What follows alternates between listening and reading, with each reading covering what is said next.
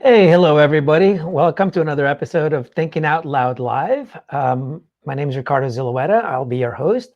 And just want to let you know that this episode was made possible by Start Day One, which is a nonprofit foundation for mental health and suicide prevention, where we actually have a more proactive approach in the way we help people rather than being reactive and waiting for mental health issues or suicidal tendencies. Today, we actually have a great host for you. On the show, we're always kind of trying to help people change their perspectives. That's the goal of Start Day One, is helping people change the perspective from dreaming of one day to starting day one. Day one means there's a day two, day three, day four, because everyone's very overwhelmed with how much they need to change, and really they just don't know where to start. So we're just hoping as we bring on these professionals, it just helps people change their perspective and then work on their way and what we're going to be talking about. So in this episode of Thinking Out Loud Live, we actually invited Nick Reed to discuss how we can bridge the division of a polarized society with civility by humanizing and talking with the other side. Nick graduated with a degree in psychology and philosophy. He worked in radio, politics, education, and nonprofit, and is also an entrepreneur, executive coach, and author. So right now he lives in Austin, Texas with his wife and daughter. He actually works as a speaker and content creator for the Americans for Prosperity Foundation. So without any further ado, this is Nick Reed. Hey, how are you?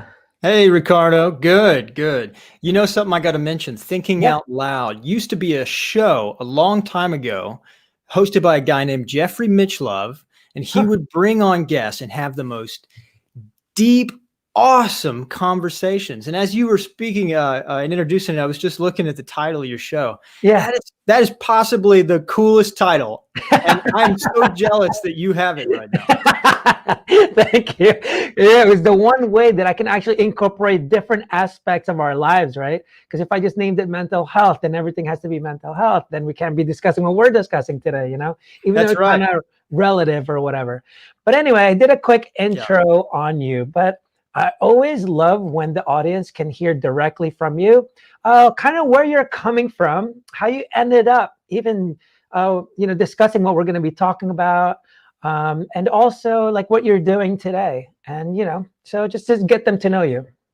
Absolutely. Well, starting with your awesome title, Thinking Out Loud, most people are actually afraid to think out loud and even share their political views or opinions today, or any other opinion for that matter. Oh, Yeah. so how I came to talk about this topic and do what I do today. Well, the short story of it is that in adolescence, I was kind of rejected the story, the path that I was following, and had a quarter life crisis in a typical adolescent rebellion way, and Yeah.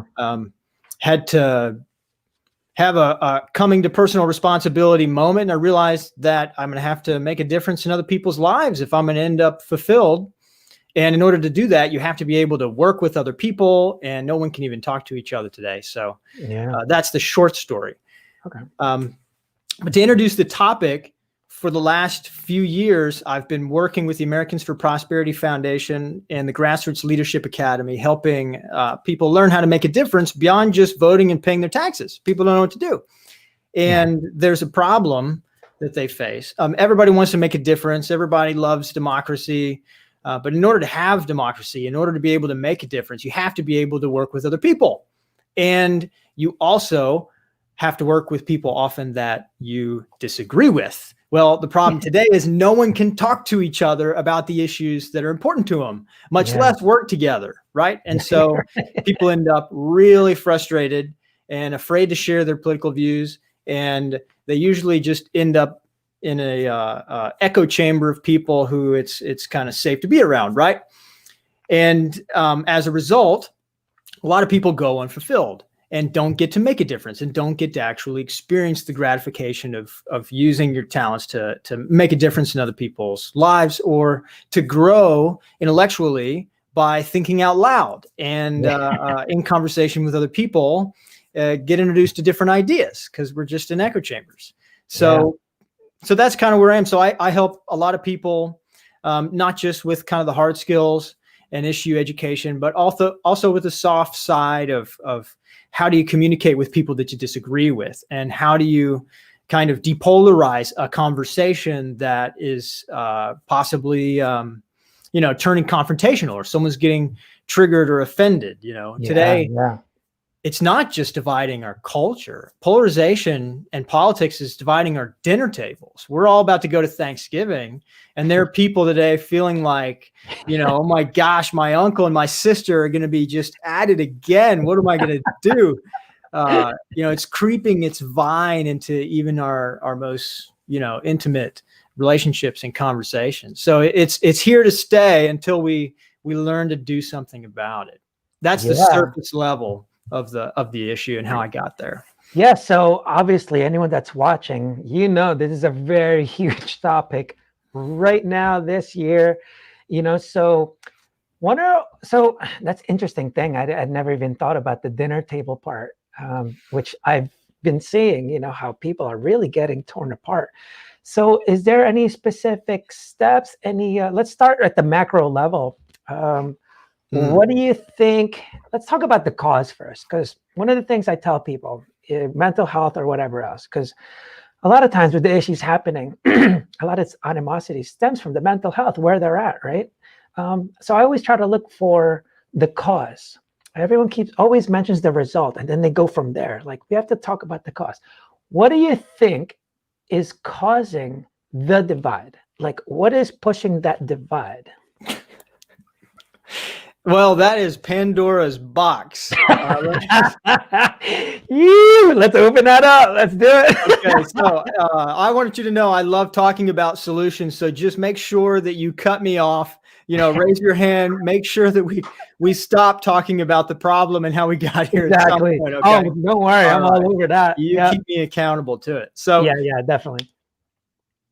So we are probably more divided today politically than we have been since the Civil War. In fact, 60% of people today believe that we may be headed toward a civil war. And 50% of people expect violence after the election results and don't trust the election results. And almost 50% of people say they would make their hiring decisions or firing decisions based off of whether somebody donated to a political campaign of somebody they disagree with. People don't want their kids to grow up and marry somebody who voted for the other guy. Right? That's crazy. Wow. People unfriend each other on Facebook. I just have to build this context to talk about the cause, right? People unfriend each other on Facebook if they express views that they disagree with.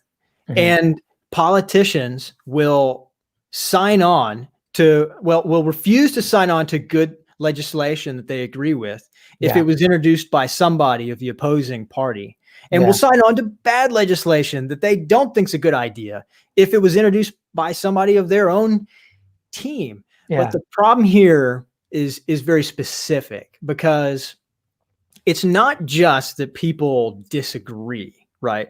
Okay. It's something more. And that is what we need to understand the cause of this. Because if I disagree with you, then, you express your view and I think it's incorrect, and that's fine. But I can still see you as a human that way. But people don't just disagree. They think that the people that they disagree with are bad people for thinking that way. They think that people are evil or lazy or stupid who are on the other side. And this is called dehumanization, and is a totally different phenomenon and a totally different cause than when people just disagree. Yeah, that's true. So one of the things that I've noticed is that when people talk, it's when you start kind of categorizing what you're talking about. So whenever political stuff comes up, I don't even talk about the person, the party. I just talk philosophically. And then I go, well, who's for that? Let's just talk about philosophy. What's your philosophy on where the country should go? The easy part, or at least supposed to be easy part, was just follow the Constitution, right? Because they did their homework.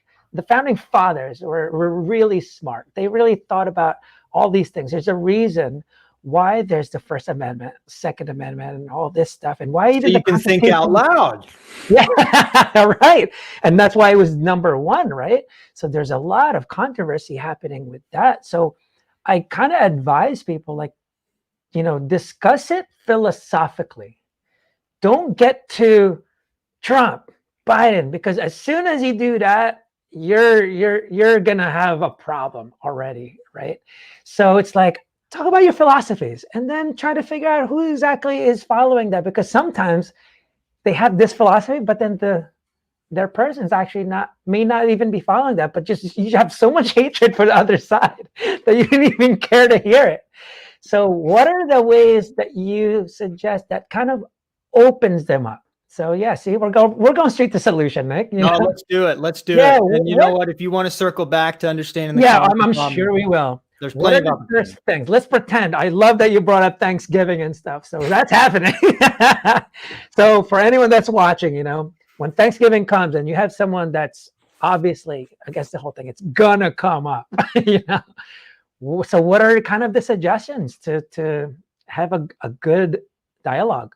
Well, it's going to come up because today we only think politically. We are political beings. We've gone from Homo sapien to Homo politicus.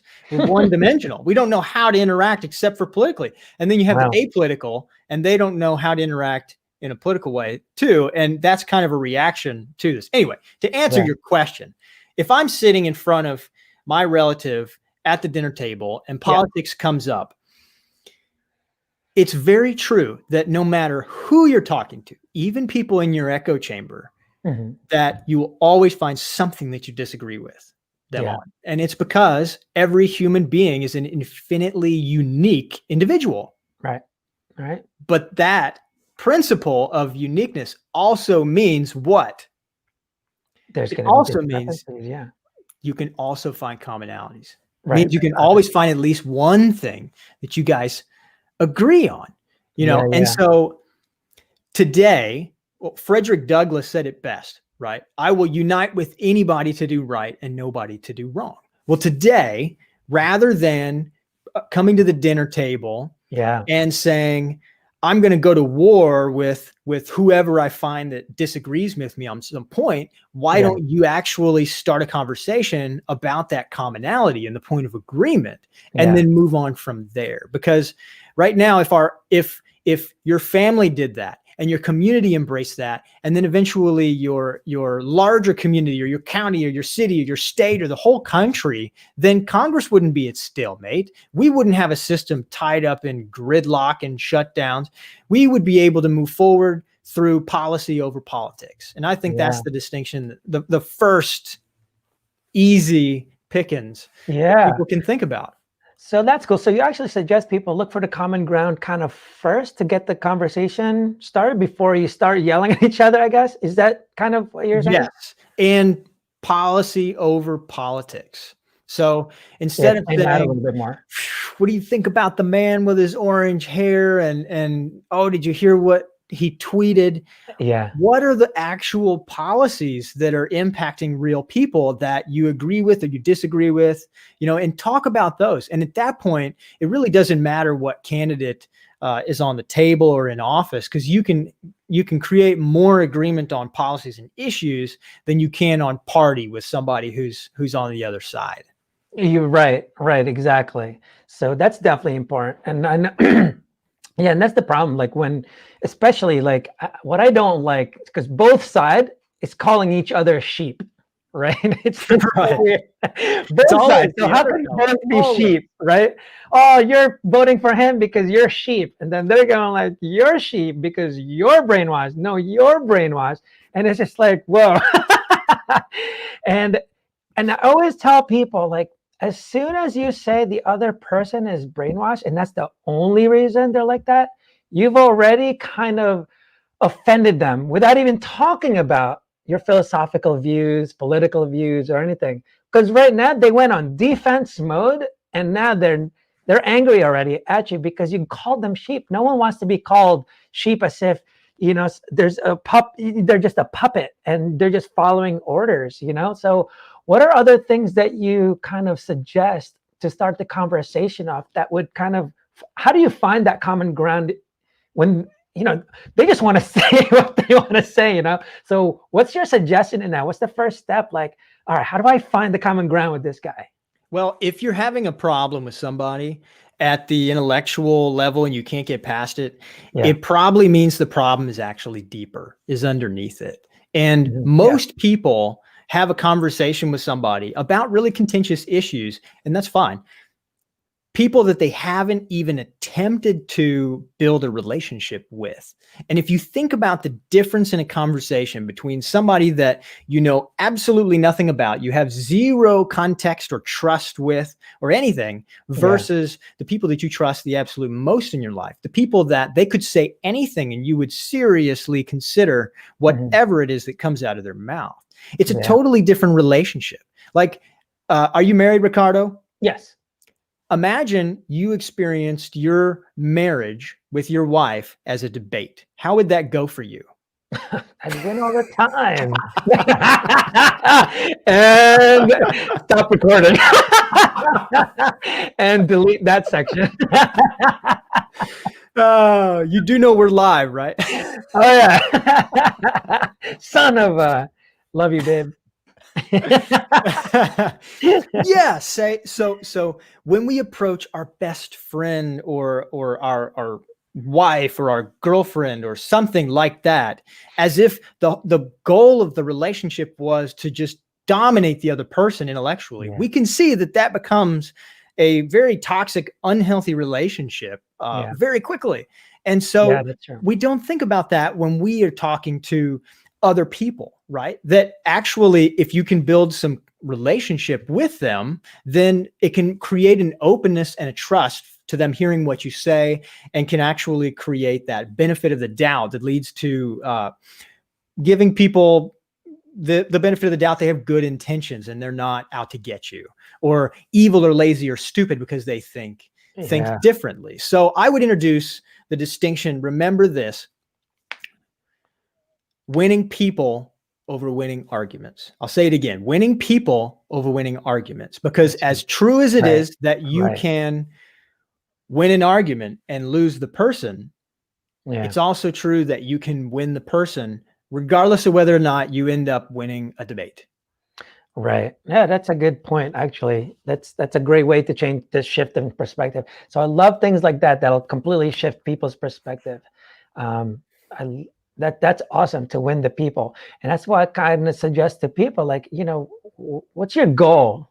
Like, because putting him down, obviously you already lost him in the beginning because you keep putting him down. You're stupid. Oh my God, all you do is watch this fake news and this and that, and all you're getting is this.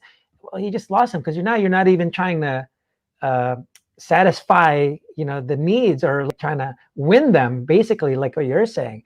That's really interesting. I love it. So people that are watching this, one thing I always say on the show, our job is really just to change your perspective, but nothing that you learn is gonna be they're gonna be basically meaningless unless you actually make a decision about something. So the next time you have this, keep that in mind. Make the point now to actually remember, like, when you're arguing with someone, or when the topic is right in front of you, I love it. Like, win the person, not the argument. I love that. So obviously, when I was talking about fake news, obviously comes up. A lot of the things that's happening today, I know that the bias in the news media, right? They're saying that this is for this and this is for that. How much of an effect, because I know that is an effect, but I kind of want to see your insight on it, with how is the news media affecting people's views and basically perspectives? Pandora's box again. Another one.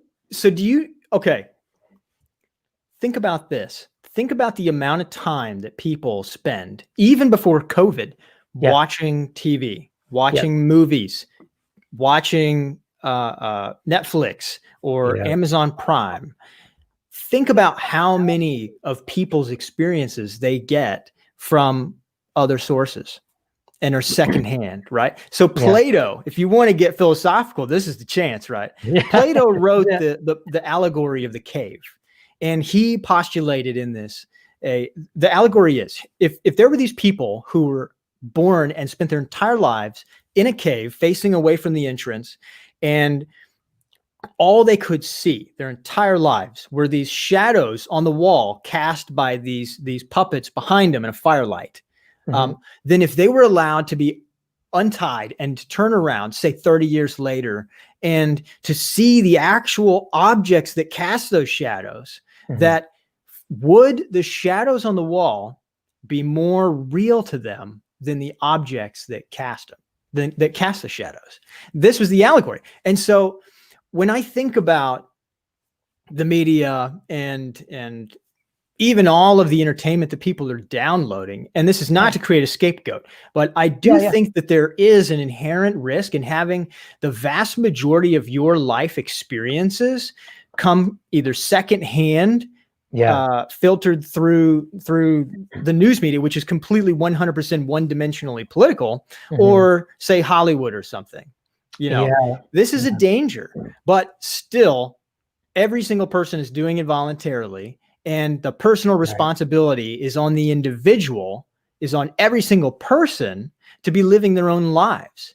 The deeper problem is that people get from watching their fictional character or their great team or their political team win, they get more gratification from that than actually in their own lives, because they don't feel empowered to reach their own goals, to use their individual gifts and talents to make a difference. They don't experience being able to be the hero in their own story. And so seeing other heroes accomplishing things all day long is a big draw.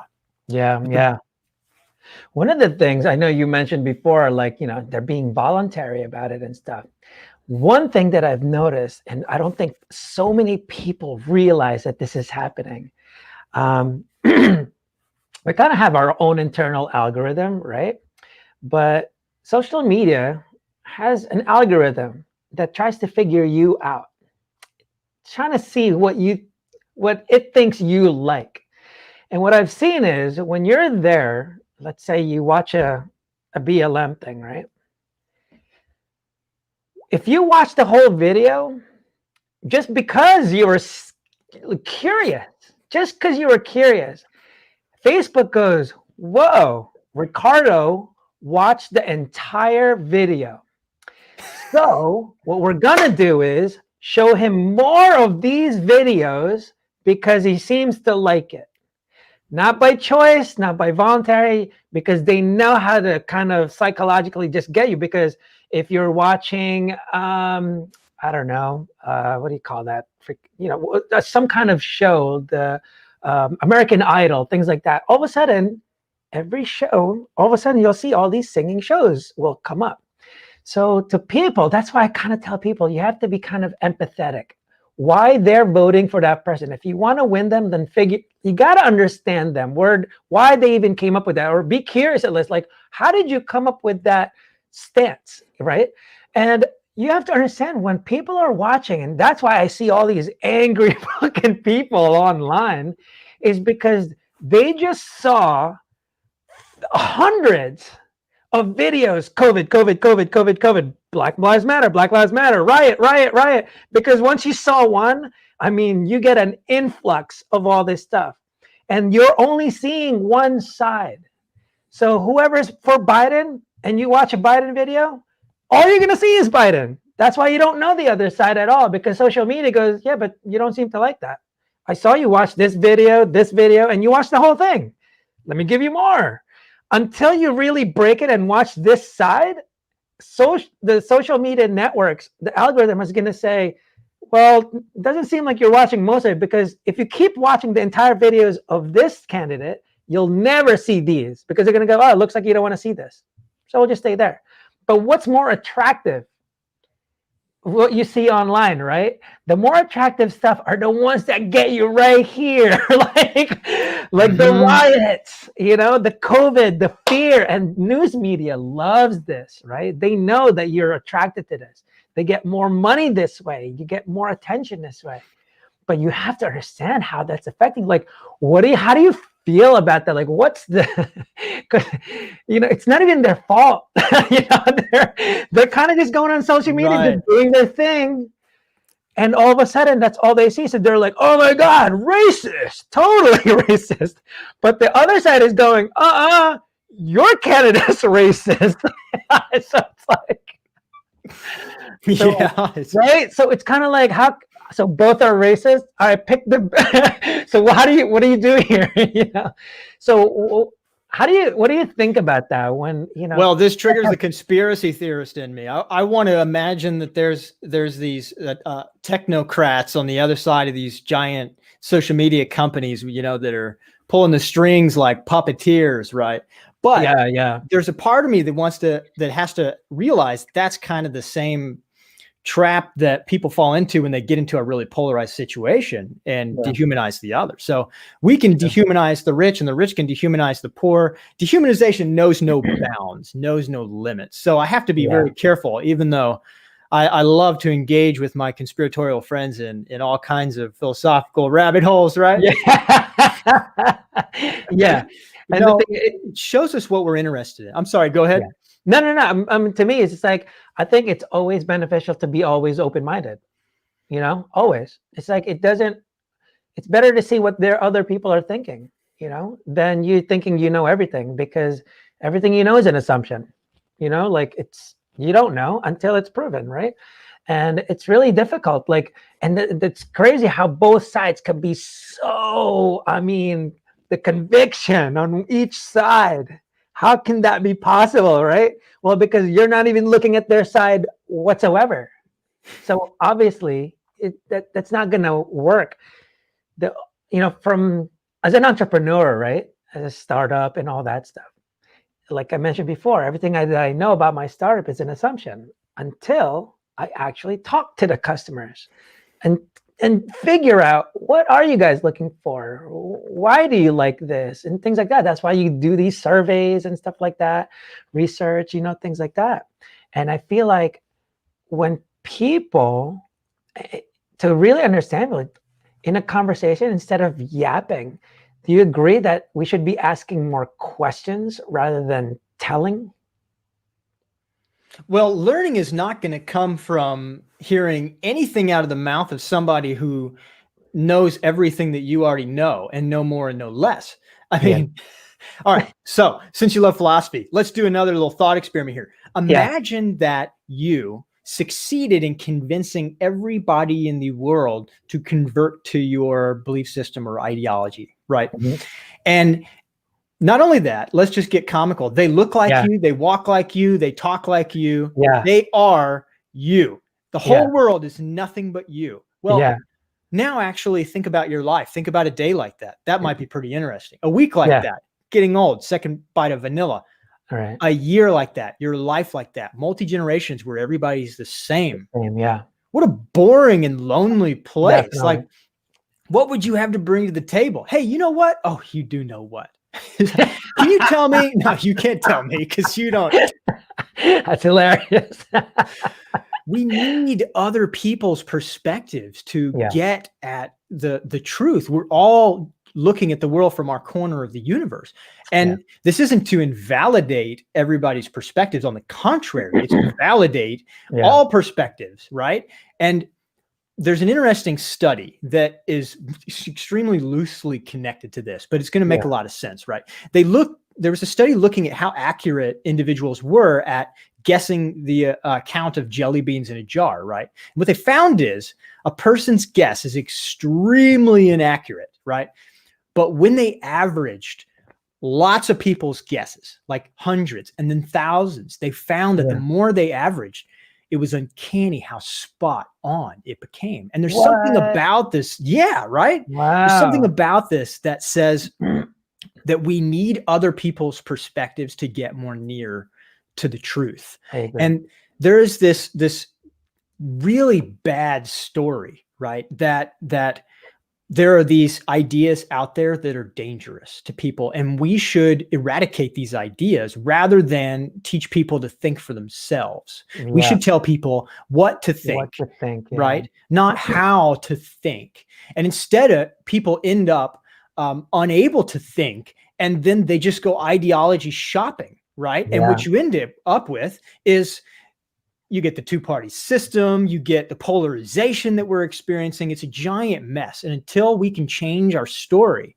to where people who think differently and have totally different perspectives than us are Yeah. actually the richest opportunities for us to grow and learn as people and for us to succeed, Yeah. then we won't be able to get out of this aspect of the mess. Yeah, I totally agree. It's funny because kind of in line, again, entrepreneurship kind of always goes into the whole mental health.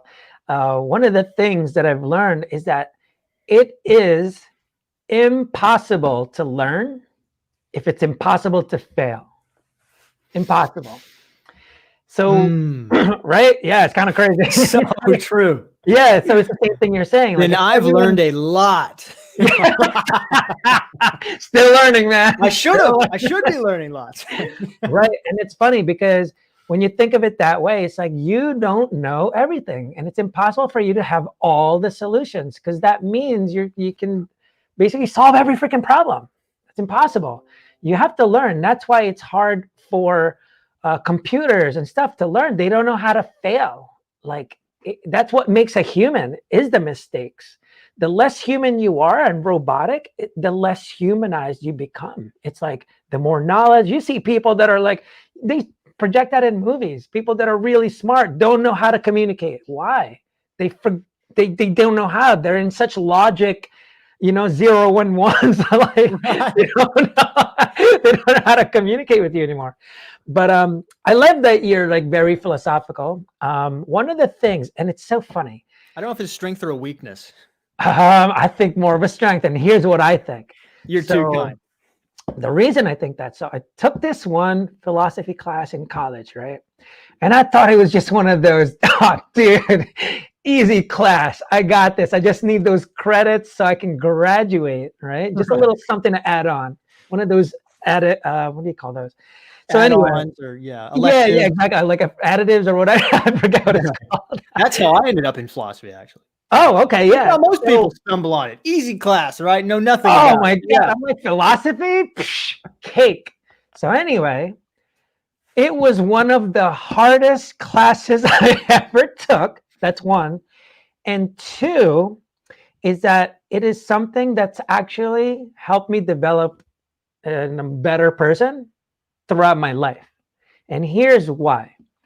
One of the things that really makes people clash, one thing I learned really huge, and the class was based on ethical issues. So that was euthanasia, abortion. And I'm like, geez, like you were forced to figure out, well, what do you believe and what do you think? And the biggest thing I learned from the philosophy class is the thought of consistency. You have to be consistent with everything you say. Everything needs to follow your perspective, basically, or your theory or anything else. So, for example, with abortion, right? That was so hard. And I'm just like, well, yeah, when this happens, and if it, I'm for pro-choice. Okay, cool.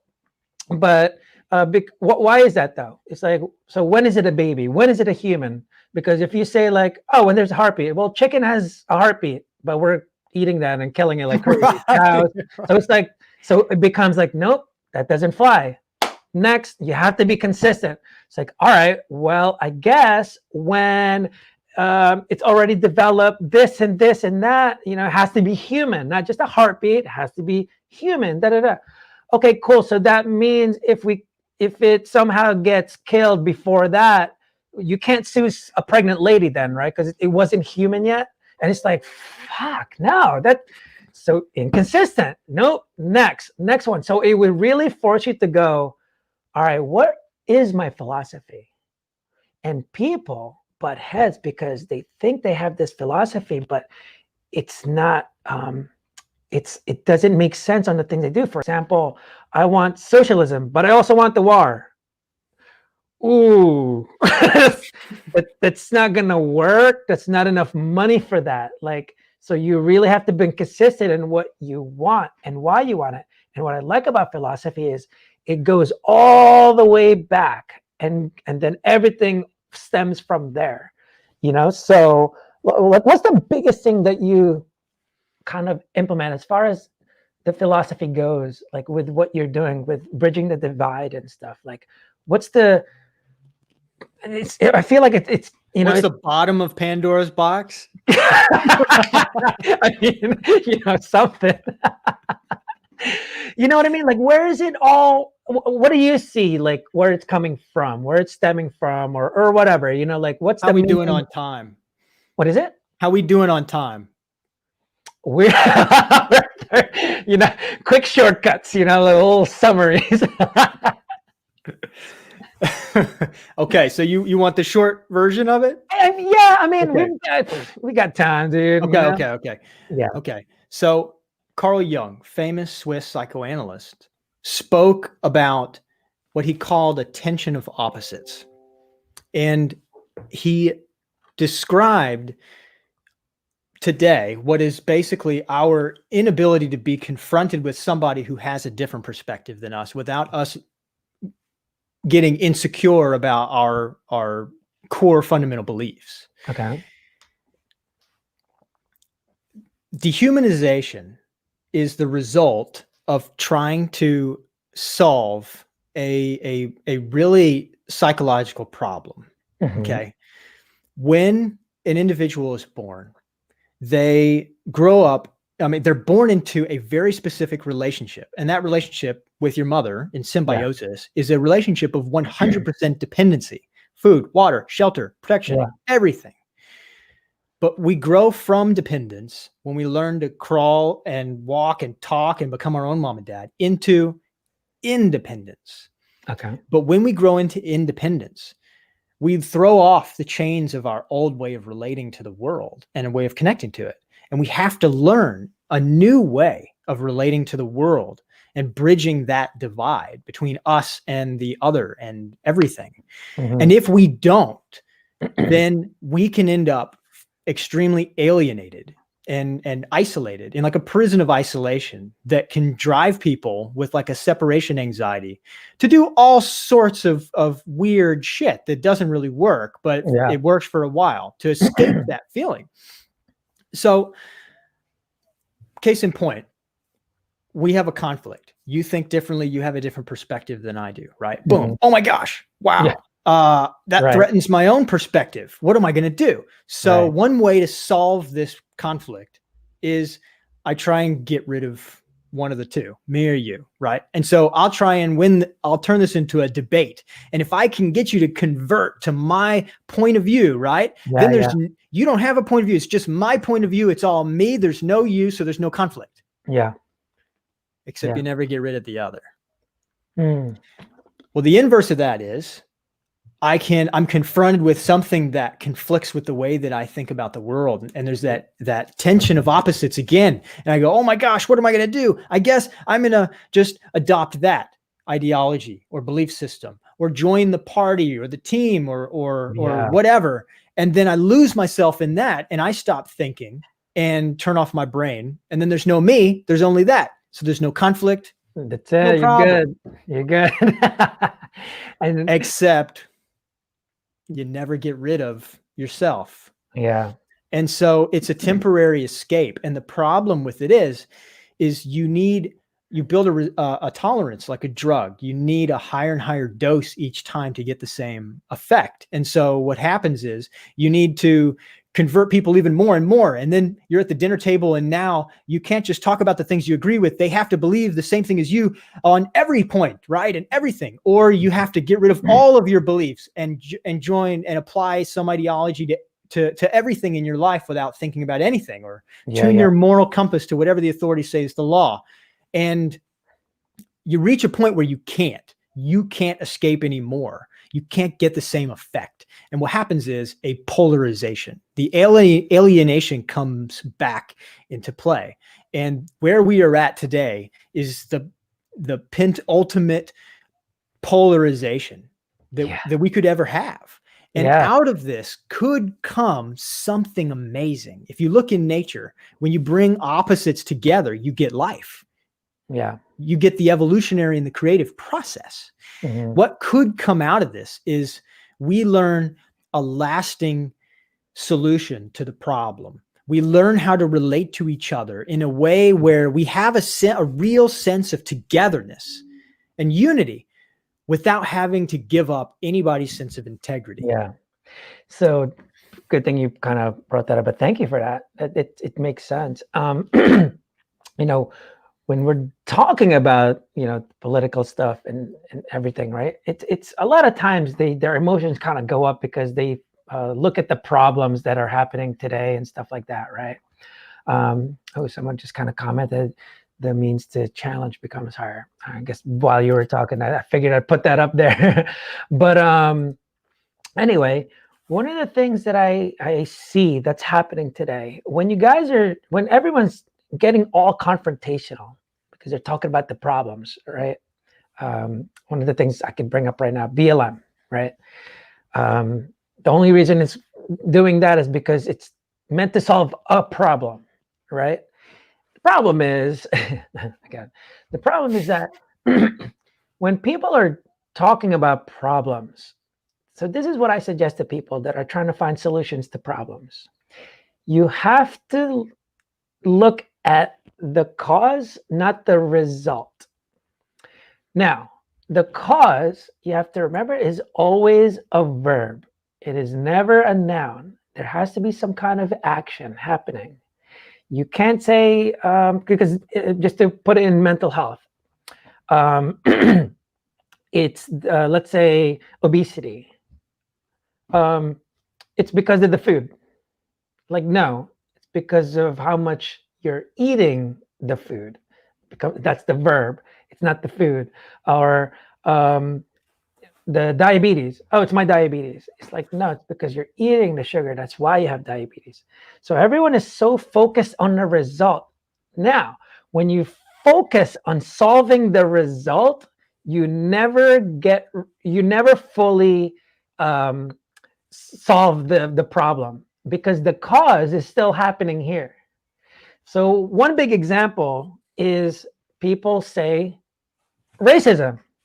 Dude, it's racism. Racism doesn't really do, and you're just going racism. It's a noun. The same way people go, oh, it's my depression. What does that mean? My depression. What is happening? Oh, you're thinking of the worst thoughts. Your perspectives are basically bad. And then that is actually the cause that puts you into depression. So I always say that. So when you can't just go racism is the problem. Like, no, what's causing the racism? That's what you have to figure out. Why is there racism? Because if you're just looking at the result, you will never, ever, ever solve any fucking problem that's out there. Ever. Every time. You can remedy it. It's a nice little Band-Aid. When you get insulin for diabetes, that's not fixing the cause of the problem. Right. And if you still keep eating sugar and all the carbs and this and that, well, you're going to need insulin forever. But aren't you trying to get rid of diabetes? So change your diet. Obesity, that's the result, right? It's like, so what are you doing? You can exercise and all this stuff, but if the problem is you keep eating McDonald's every day, you have to run a marathon every day. It's like you're not fixing the cause of the problem. And even beyond that, it's actually a mental health issue why you're even eating so much, So that's what I always suggest to people, because you find the common ground when you look at the cause. If you just argue about the result, it's like, well, you're not even, like, I argue with a lot of different people about about depression and anxiety, that's just a result. It's just an emotional response. Actually, it's a natural emotional response. It's not just a response. Like, they blame depression. They blame anxiety, this invisible enemy. It's just like racism, this invisible enemy. Oh, it's racism. How do you fix that? You're just talking about racism. All right, why is there racism? Let's talk about that. Why? And BLM, right, was happening, and I've kind of had some conversation. I'm curious what you're taking. I know we have to try and be as safe as possible. So, pretty difficult conversation here, guys. We've been doing awesome, though. I think we're doing great. Yeah, and the think we're thing is, doing right? fantastic. If you speak philosophically, like to the audience, we don't even know what each other's stance is in this political environment right now. Don't have a We clue. have no clue. We have no clue. No We're idea. we're just talking about our philosophies, what we think, what we believe, and then we just can kind of assume, like, well, I hope you're that side, but it doesn't matter because we're here to learn. Like, why does he? What is he thinking of? Because that might help me make a better decision. Don't think you know everything. So, but Love it. And couldn't that agree we're- more.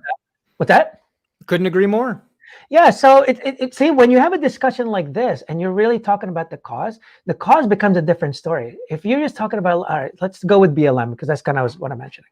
Mm-hmm. BLM, oh my God, there's racism, this, and black people, and this and that. It's like, all right, I haven't met anyone that said Black lives don't matter, so take that off the fucking table already.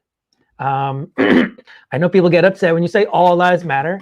The only reason I support even saying that is because philosophically, that is more infinite than Black Lives Matter. That's why. It's not because of any other freaking influence. It's just that I always have that infinite mindset. What will apply forever? That's the thing I learned from philosophy. It better be fucking consistent because Simon Sinek.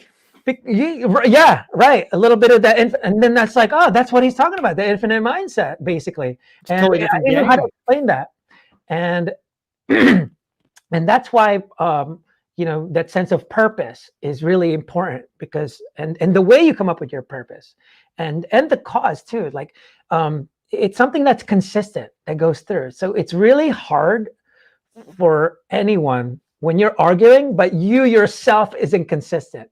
So it's like, it doesn't work if you're like for this and this, but that's so inconsistent. You're always going to win because you just keep saying whatever the hell you're feeling.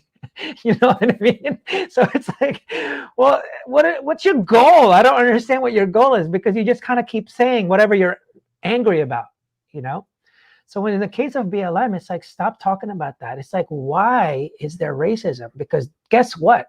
When you start talking about the why and the cause, then all of a sudden you guys coming up with solutions. But when you're just angry about the result and what are we going to do about this result? And like same thing with gun control. Oh my God, the kids are dying. We got to tell what's causing that, man. Because if all you do is talk about the result, like what the hell are you learning? What are you learning? Yeah. I kind of tell people it's like everyone's always trying to develop a better mousetrap. Why don't you figure out how the hell's the mice getting in anyway? Like you keep getting like, no, this one's better. Yeah, but why is it getting in? There's a hole, plug the hole. Like because then it solves the problem, right? I love that. Yeah, thank you. I'm here all week. Yeah, but that's kind of the hard part, and it's nice. These kind of conversations, if people would be more philosophical like this, I think it would help. And when you look at it, I hope people take away from this, like when you're talking, like make sure you're consistent with your own views. You have Paul Montalbano. He says we need to teach compassion to people, more understanding to others' needs and views. Yeah, definitely compassion is there, but you have to also have your own views, right, Nick? Like you kind of have to have your own views but be open that you might be wrong. That's all, right? Like, what do you think? Yeah, it's called humility. Plain and simple. Right. I mean, I said it earlier. Failure is where you learn. You have to be able to fail to learn. There's so many things I want to respond to in what you said, but I'm gonna have to start with a little side note here about philosophy. Philosophy means the love of wisdom. Philo and Sophie, from Sophia, the goddess of wisdom. Yeah. We today, if you look, we love intelligence. We worship intelligence. It's how we determine who gets into the universities. It's how we determine who comes out of the universities and gets the highest paying jobs.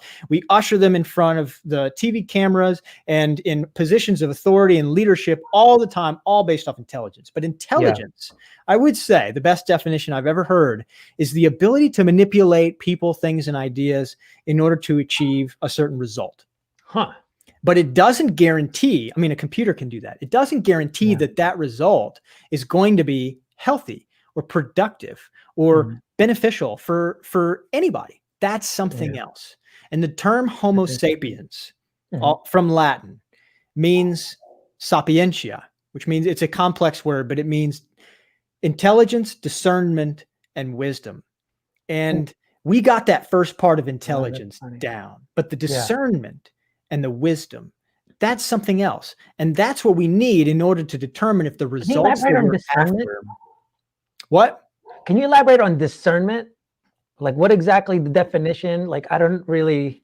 Absolutely. Well, in the context of what I was just saying in the definition of intelligence, it would be most basically how to determine whether or not the results you're after are actually going to solve the problem or get you where you're trying to go. So in the case of, say, BLM or the hot topic where we've created this enemy called this ism, racism, and we're out to go eradicate this evil from the world. We can do it, right? We're going to go enemy. Punch a Nazi. We're going to go and find these racists, right? And what are we going to do? We're going to dehumanize the shit out of them, right? Yeah. Well, what is racism? Racism is like a superiority complex where you think that another person is inferior to you. It's dehumanization. So you're going to eradicate dehumanization by dehumanizing? Does that make sense? The lack of discernment. Yeah. So we really need something else. We need a deeper way of thinking about and solving these problems. And we have a giant glaring blind spot in the I wouldn't even say American, but our generation's way of approaching problem solving today. Yeah. I mean, when I tell people, like, remedy the cause, not the result, that applies not just in this political thing. This is like from your problems at home, startup, your depression, like everything to solve the problem. That's what you have to do. You can't just keep putting a Band-Aid on everything, like if you have to look at what's causing it, or else it's always going to be there, always. And you have to be willing. Sometimes to remedy the cause, it takes some time. It's kind of like, people will say like, positive thinking doesn't work. Like, and 50 push-ups not going to make you lose 500 pounds either. But, but if you consistently do something, it's going to affect you later. But like you said before, we want this instant gratification. That the answer has to be tomorrow. That's the answer, because it can't be something that takes a while. And that's kind of what's ruining the country now. Like, like you said before, as you get into these, what do you call it? The conspiracy type theories, right? Sometimes when I hear these things, and all I think is like, fuck, genius. like genius. Oh my God. So that's how they did it. But it takes so much patience to be able to accomplish that. Like, so much patience. And the thing is, just be open to it. Like, and I kind of just look at it and go, wow, like for example, people that don't think media can affect you. And I'm just like, dude, why do you think this is like such a new concept? Like, it's conspiracy theory. And I'm just like, it's a tool. Like, someone owns it, right? There's humans behind this. It's the same time, like, but when you watch Romans back in the day, oh, let's use the stadium in the Senate and distract the audience so we can pull this through. You believe that? That was just their TV back in the day. They didn't have TVs, a form of entertainment to distract you. So it's like, oh, it's a common thing that they use today. Like, it's just something. So I kind of have that, like, just an open mind. And I'm like, whoa, because they know it's like they have to go here to produce this result. And then that's what really really helps. So I'm hoping like everyone that's watching, like you get to really, you're learning that Thanksgiving's not going to be that bad. From have you had kind of altercations with different people, and were you able to kind of just boop and just apply what you know and just kind of went smoothly, or was there ever ones that just kind of? I wouldn't say these kind of altercations ever have to go smooth, but Yeah, I've had them. I'll tell you a story. Yeah. I'd like an example, like how you handled it, how you were approached, all that stuff, so people can kind of relate.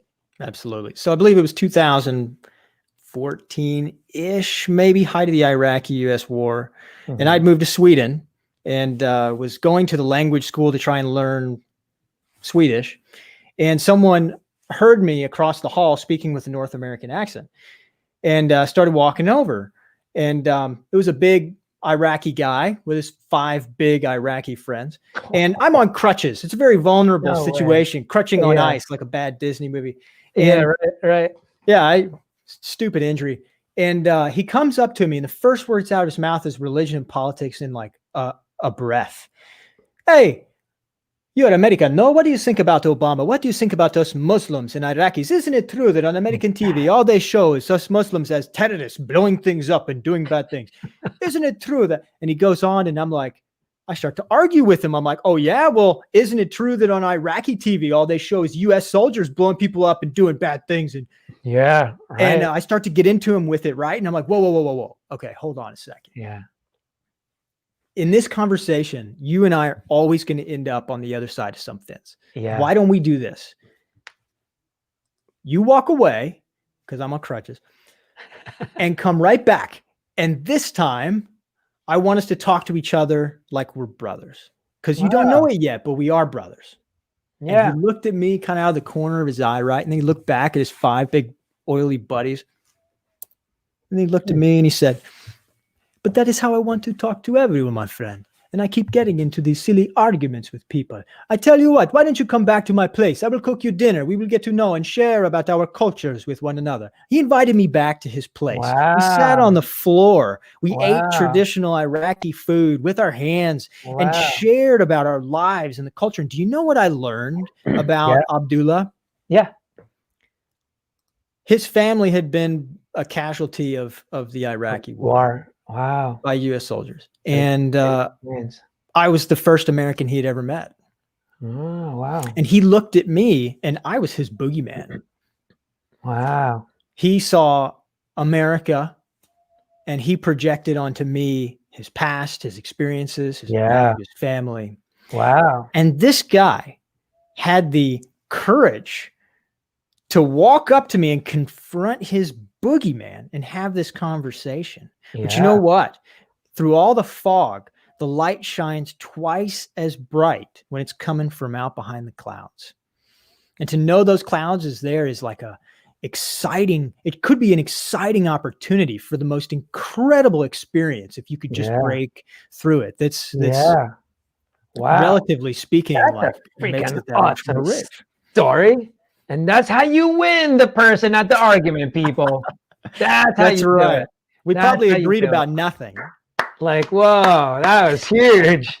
No, that's awesome. Now, what a great example, because, I mean, here we are. We're talking about the Civil War with just discussing politics. I mean, that's probably one of the most polarized people kind of having a conversation was what you just had. I mean, especially his experience. Shit, that's like, for him to confront you, that was really what made you kind of say that? Is it because you already kind of knew how to navigate through that type of argument, or that was just an experience that, whoa, that was awesome?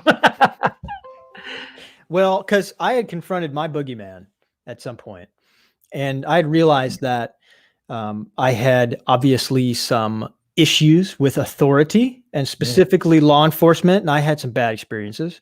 And so every time that I saw red and, the lights, I wasn't seeing a person. I was seeing a cop, a perpetrator. I had made a boogeyman out of them real quick. And so I decided I needed to overcome that because there's no way to live your life. So I walk into, I said, the next time I see a police officer, I'm going to have a conversation. I'm not going to stop. I'm not going to leave until I'm standing face to face, no longer with a cop, but with a person. And so walk into a gas station, it's about 1 o'clock in the morning, and I see 2 police officers leaning up against a coffee machine. And I say something, Nick, say something. Yeah. And I say, what are you fellas doing out so late? And they look at me and they say, what are you doing out so late? And I go, oh, shit, this is going to go great. So I go up and I talk to him. I don't back down. I say, no, really, guys. I mean, what's it like? You guys are working the night shift. Your job is probably so far from my line of work, which probably made me sound like a criminal. But anyway. And I said, what's it like? Is it boring? Is it exciting? You know? And they said, why don't you take 3 steps back? Can you take your hands out of your pockets? Is that your car? Is that registered in your name? You got any ID on you? Will you step outside? I need to check you out. And I say, people don't come up and talk to you, do they? Yeah. And he said, no, not really. Maybe they wave from a distance or something, but this is pretty weird. I said, yeah, this is pretty weird. Are you nervous? He's like, oh, I'm real nervous. This is, why don't you come on outside? Yeah. Like I said, I need to check you out. So he's running my plates and trying to uncover the story of the suspect in front of him. Yeah. You know, and when he comes back, I tell him why I came up to talk. I open up, right? Yeah. And I said, do you know why I came up to talk to you? And he said, no, I have no idea. And I said, it's because when I see those flashing lights and hear a siren and see a man in a uniform, I don't see a person. I see a cop. And I know that when you look at me right now, you're not seeing a person either. You're seeing something more along the lines of a troublemaker or a suspect or a potential criminal. Right. But we're drawing smaller and smaller circles around ourselves with people that we can actually relate with. Yeah. And there's a lot of talk about a war going on, a war on cops, right? Yeah. Yeah. Right. And then there's another story that there's this war on the American people by, you know, the over militarization of the police and the, you know, tyranny and so on. Yeah. And I say, and I do feel that there's a war going on, but I don't think the war is us versus them. I think the war is between us and the whole idea of there even being an us versus them. And I want to build an army. Yeah. And I want you on my side. Right. Will you join me? And they said, hell yeah. We had a coffee at 1 o'clock in the morning. And, you know. Right. A little pound, you know. Yeah. Wow. That's awesome. And, just speaking of mental health, I just did this presentation just a couple of days ago. And one of the things that really, like, again, it's that consistency thing, right? I bring that up. When you discuss things and start off, it has to start here. And people, you have to understand this. This is something intentional. It doesn't just happen. You have to start just everything about your life, right? With a sense of purpose. What is your purpose? What is the purpose what you're arguing about or whatever? You're talking about this political thing right now, then, well, what are you trying to achieve? Well, what do you want what's the purpose of for Americans overall, things like that, always start at the macro level, right? What's the purpose? And then, because what I start to see is the perspectives need to be in line with your purpose. People get very inconsistent because they don't even know what their purpose is, like racism. It's like, yeah, I know you want to help Black people. Got it. But what's your purpose? Like, what's the main purpose? Is it just Black people? It's all humanity, right? Like, okay, cool. They just happen to be one of the things we need to help right now. That's all. So you really have to make sure that your perspective is in line, because all of your decisions is going to be in line with your perspective. And this is something I talk about with mental health. Like, when you were talking to me about your story, the reason your heart's pounding, right? And this is a perspective that people get. Like, when you see those lights, you're not the only one that goes, ah, shit, where's my speed? Oh my God. Like, like, you're already looking at the mirror like, oh my God. And you actually swerve more because you're looking at the mirror. So, right? But because of your perspective, what's your perspective? Nick's perspective when he was telling that story is like, well, that's the enemy. Like, he's out to get me. Like, he's gonna get me. And like, until all of a sudden they go across from me, you're like, whoo, But you have to change your perspective. The same reason people get this anxiety, depression, like your perspective is doing that. So all your decisions end up following that. So really when you're talking to people, as far as debating and stuff, what you're really trying to do is shifting their perspective, because it's going to be very difficult for them to make the decision to listen to you if you can't do that. And that's why I emphasize kind of what Nick says all the time, like win the other person, because when I can change your perspective in that manner, all of a sudden, oh, wait a minute, like the way he's saying, like this whole us versus them, I'm like, that's awesome, because people are forgetting when you do that, like he said, you're dehumanizing. And that's why it makes it easy to go, oh my God, pigs, this, that. But if you just said like, that's someone's uncle, that's someone's sister, that's someone's like, and you start seeing like, yeah, they're just working. And the thing is, when you do that, you even more have more confidence in humanity. Like doesn't matter, at least in the US, right? Doesn't matter who the hell rules. I'm hoping that this person is a person enough that he's not just going to follow orders. you know what I mean? It's like, please don't, please don't do that. I hope you just kind of, because they're all humans. Like, we have friends that are cops. We have, like there are bad ones, but there's also good ones. And if you just can't see them as a person, it's going to be very difficult. And I never thought of the cop's perspective the way you said that. Like they, when they're in uniform, it's hard for them to see you as, they just see you as civilian that is a potential threat. Like it's funny, but it makes sense. And that's why they get all trigger kind of happy. And that's why it's nice when you see these videos where they're getting involved with the community and really helping, because then that's like you're saying, I love what you're kind of putting out there. It's humanizing. It's remembering, it's reminding you that, oh, that's just another fucking human. Like, oh my God, I treated you like you're no one. And it's funny. That's a great, like the cause is that's kind of that thing I was talking about. Like, what the hell is causing it? It's like, well, everything that we do to dehumanize each other. Oh yeah, there's going to be more turmoil than ever. So I really like that. I like that. Nick Reed, my philosopher, man. Ricardo. Hey, so any last words that you want to say, or even promote? I know you had this art stand together. You want to kind of talk about that a little bit, what that is and what you guys are trying to do? Yeah, I work for the Americans for Prosperity Foundation, and Stand Together is our larger philanthropic community. And we work in all the different institutions of community, government, education, and business to try and break barriers to people realizing their full potential.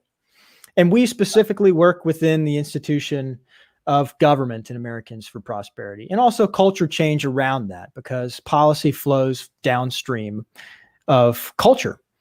And so we try and give people the tools and the skills, in my previous role, say as grassroots trainer, to know how to make a difference about the issues you care about beyond just voting and paying your taxes. We try and help people make the mental model shift from top-down thinking and problem solving. And I care about homelessness. You know what the president should do is, or I really care about criminal justice reform. You know what the mayor should do is, or education. You know what the department, and no one does anything. So we try and help make that shift, because 500 people in Washington, D.C.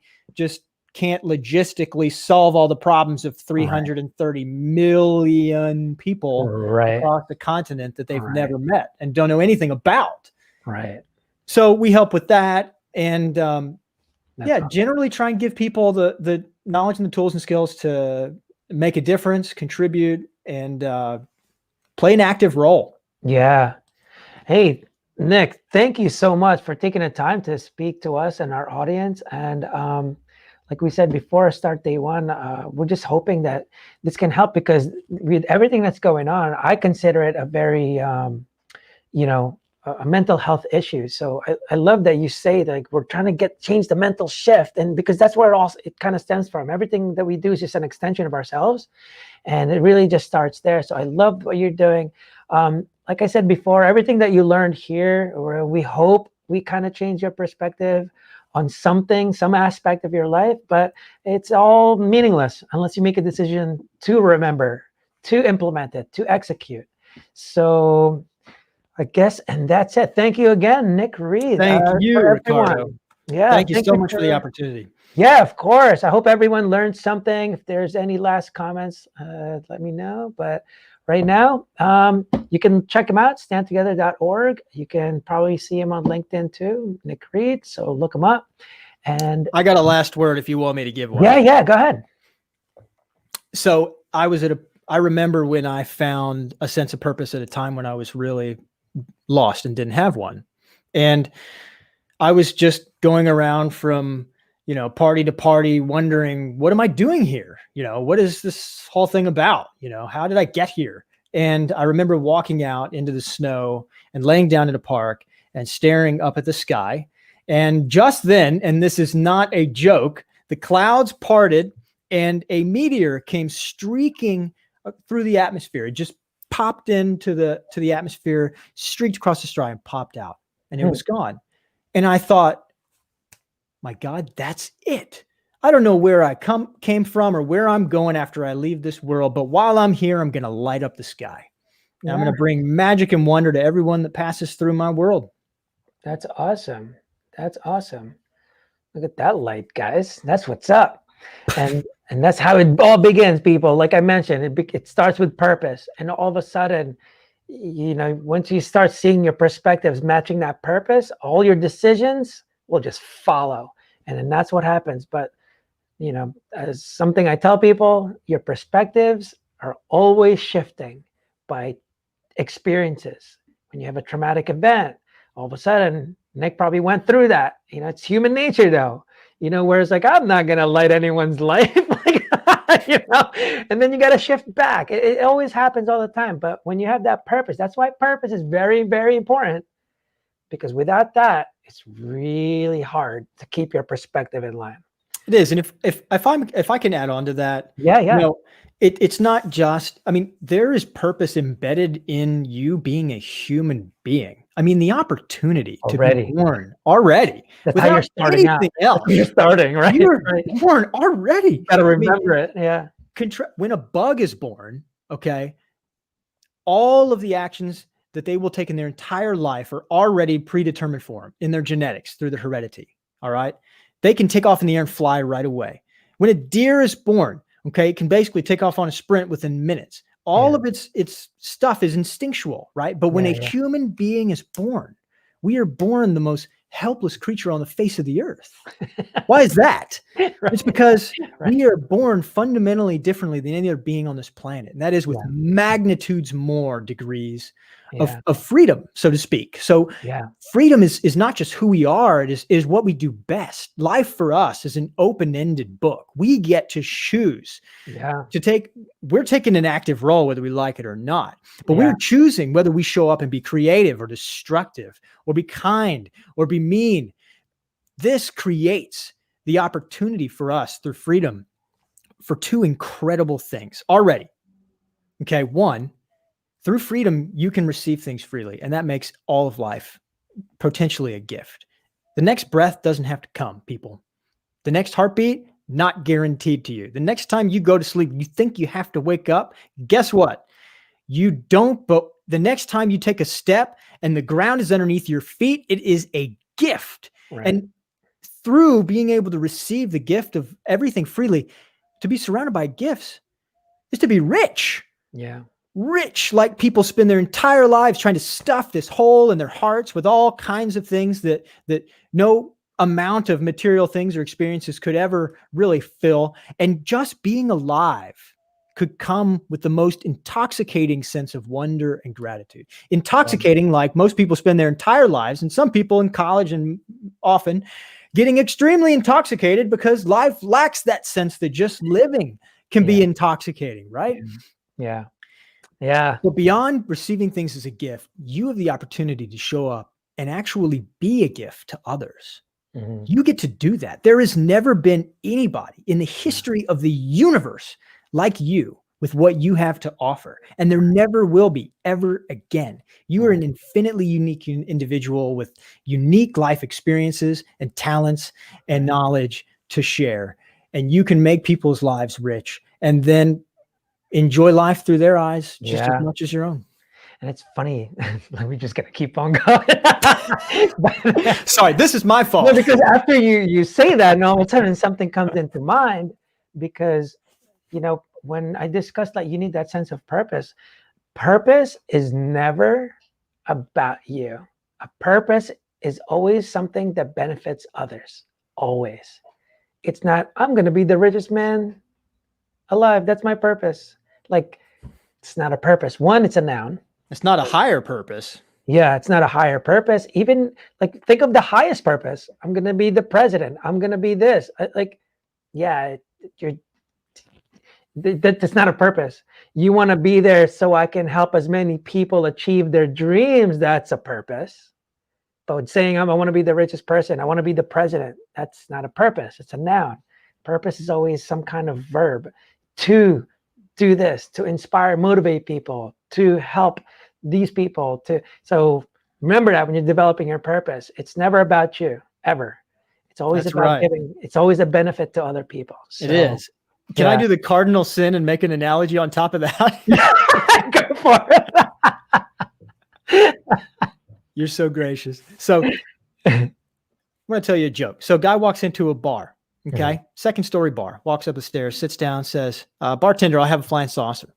Bartender says, okay. Gives him a flying saucer, slams it down, jumps out the window, comes walking right back up, sits down, says, bartender, I'll have another flying saucer.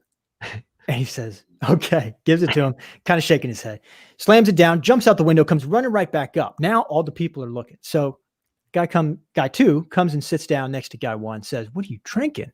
Yeah. He says, flying saucer. And he says, bartender, I'll have a flying saucer. And bartender's like, oh shit. So he gives him a flying saucer. This guy two slams it down, jumps out the window, splat, dead. Bartender looks over, guy one says, Superman, you have got to stop messing with people, right? So why do I tell this joke? Because there's something very unique about jokes, right? You don't take a joke and say, oh my gosh, this is a really good one. So what I'm going to do is I'm going to hide it away in the safe in the back of my mind, not let anybody share it because it would diminish its funniness or its value.